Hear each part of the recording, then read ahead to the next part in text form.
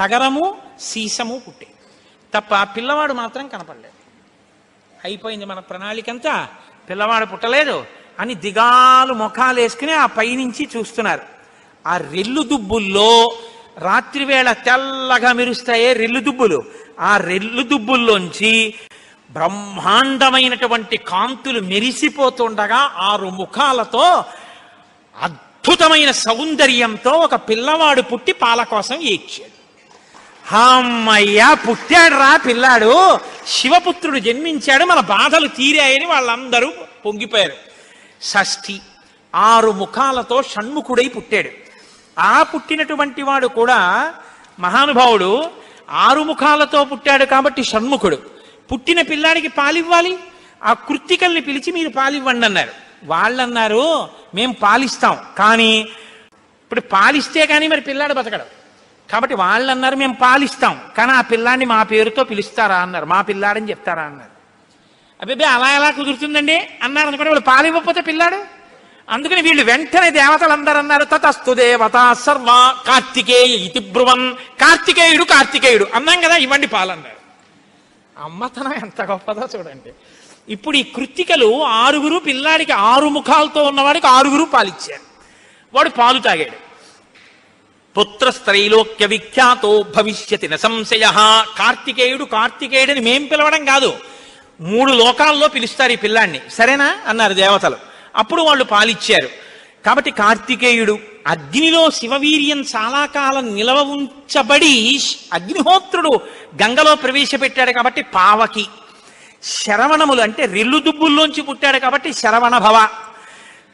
ఎప్పుడు శుద్ధమైనటువంటి బ్రహ్మణ్య జ్ఞానంతో ఉంటాడు కాబట్టి సుబ్రహ్మణ్యం. తల్లి కడుపులోంచి స్ఖలనమై పుట్టాడు కాబట్టి స్కందుడు. ఆయన ఉత్పత్తి చేతనే ఇన్ని పేర్లతో వచ్చాడు.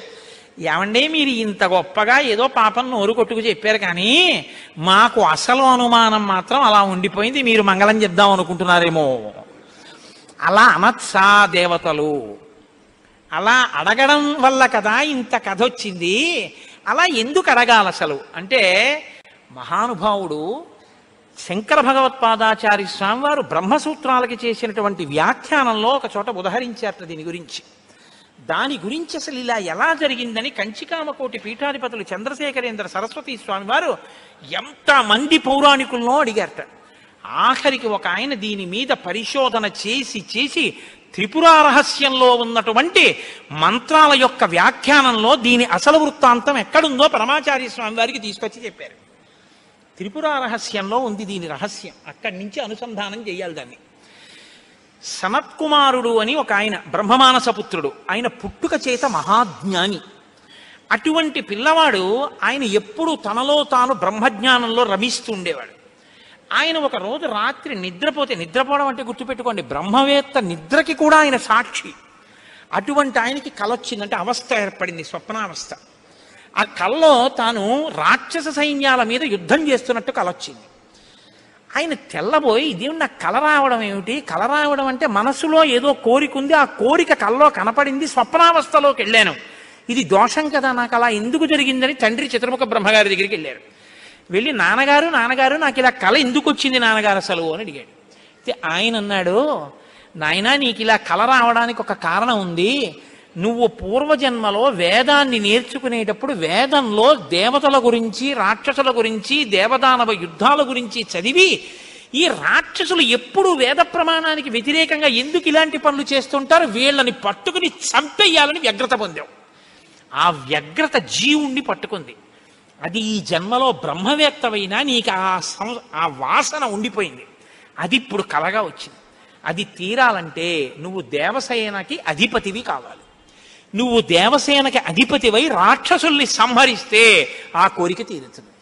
అంటే నాన్నగారు నేను దేవాసేనాపతిని కావలసిందే ఆయన అన్నాడు చతుర్ముఖ బ్రహ్మగారు. వచ్చేసారు ఆయన, తన అనుష్ఠానంలో తనున్నారు. ఈలోగా పరమశివుడు ఒక సంకల్పం చేశాడు. పరమశివుడికి ఒకప్పుడు కోరిక పుట్టిందిట, నేను ఇప్పటిదాకా అన్ని విషయాలు చెప్పడం కానీ నేను ఓడిపోయిందన్నది లేదు ఎవరి దగ్గర.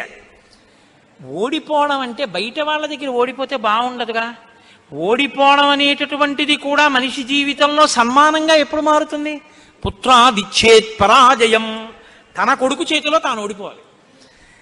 తన కొడుకు చేతిలో తాను ఓడిపోవడం అంటే, ఉరే నేను ఈ శ్లోకానికి ఈ అర్థం ఇన్ని మాటలు చెప్పాను కానీ నా కొడుకు వచ్చి అకస్మాత్తుగా నాన్నగారు ఈ శ్లోకానికి ఈ అర్థం ఇలా కూడా వస్తుంది కదా అంటే నాకు ఎప్పుడూ రాలేదు ఈ ఆలోచన. ఎంత గొప్ప అర్థం చెప్పాడురా, ఇలా చూస్తే అసలు మొత్తం కథ మారిపోయింది, వీడికి ఎంత గొప్ప ఆలోచన వచ్చిందని నా కొడుకు ప్రజ్ఞ ముందు నేను తల వంచితే అది నాకు సన్మానం లాంటి ఓటమి.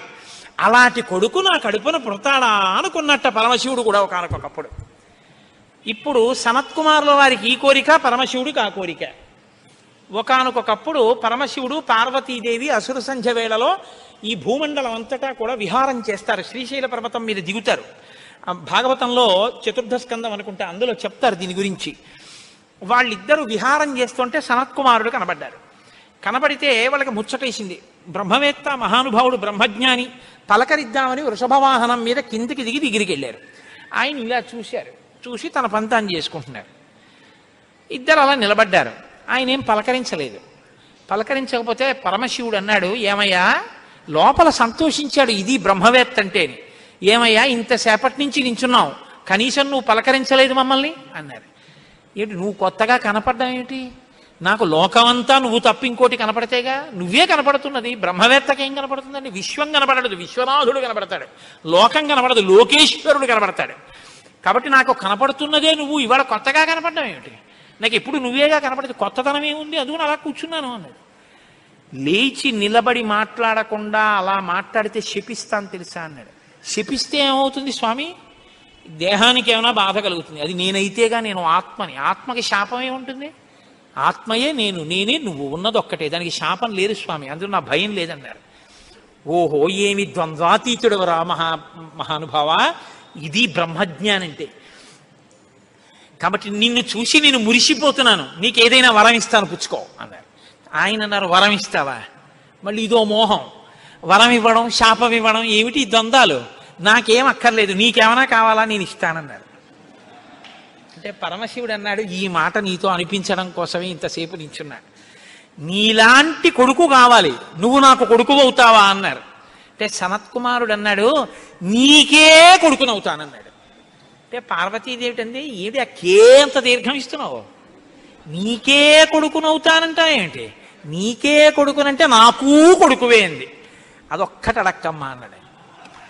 అదేమయ్యా అదేమిటి, నీలాంటి కొడుకు పుడుతుంటే నా కడుపున పుట్టకపోవడం ఏమిటి, అమ్మా ఎంత పార్వతీదేవివైనా తల్లి, నేను ఒక కడుపున పుట్టడం అంటే అమ్మా తల కింద పెట్టి కాళ్ళు పైకి పెట్టి 9 నెలలు అమ్మ కడుపులో పడుకుని యోని ద్వారంలోంచి బయటికి రాలేనమ్మా, శివకుమారుడిగా పుడతాను, నీకు కుమారుణ్ణే తప్ప అమ్మ నీ కడుపున మాత్రం పుట్టనన్నాడు.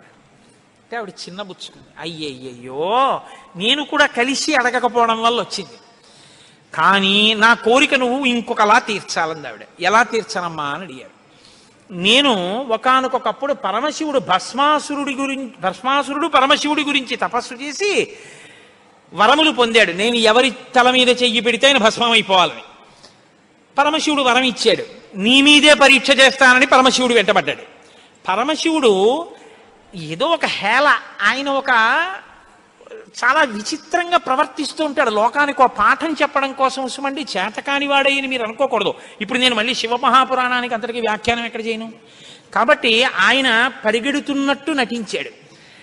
ఆయన పరిగెడుతున్నట్టు నటిస్తే నేను వెంటబడి చంపితే బాగుండదు. భర్త పరిగెడుతున్నట్టుంటే నే కాసేపు కనపడకుండా ఉంటే పోతుందని ఆవిడేం చేసిందంటే తన శరీరాన్ని నీటిగా మార్చి ఒక సరోవరం కింద మారిపోయింది. అదే శరవణ తటాకం. ఆ శరవణ తటాకం హిమవత్ పర్వత ప్రాంతంలో ఉంది. నువ్వు నా కడుపున పుట్టకపోయినా ఆఖరణ పుట్టేటప్పుడు మాత్రం ఆ శరవణ తటాకం దగ్గర నుంచి పుట్టాలి. నీ మంత్రం కూడా ఆ తటాకం నా పేరు మీదే ఉండాలి. అందుకే ఆయన మంత్రం శరవణ భవ సుబ్రహ్మణ్యుడికి.